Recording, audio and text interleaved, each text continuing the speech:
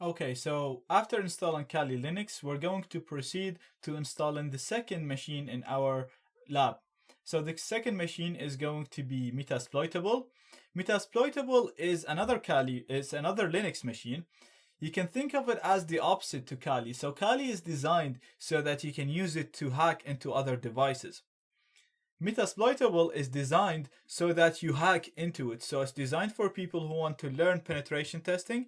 It is designed so that it has a number of vulnerabilities, and we're going to try to use Kali Linux in order to hack into Metasploitable. So this is going to be one of the target or victim machines.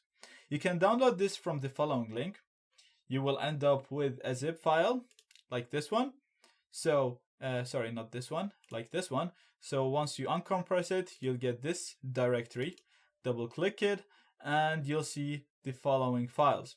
So we're going to create a new machine here in virtual machine, and I'm going to call it Metasploitable. And this is going to be a Linux machine. And I'm going to hit continue. And I'm only going to give it a gigabyte of RAM, should be enough.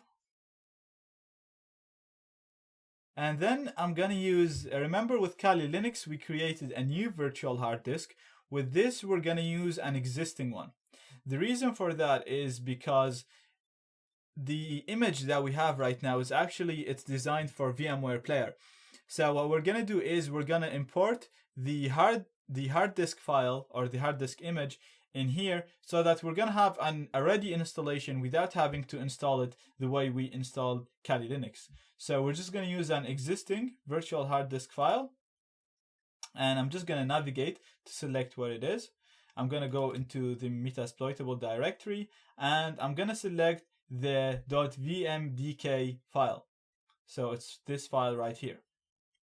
I'm going to click on open and create. So we're going to start this machine right now. Okay, so the machine has run now. It's completely installed. As I said, you don't really need to install anything. We just imported a ready installation, a ready hard disk. So it's asking me for the username, and the username is msfadmin.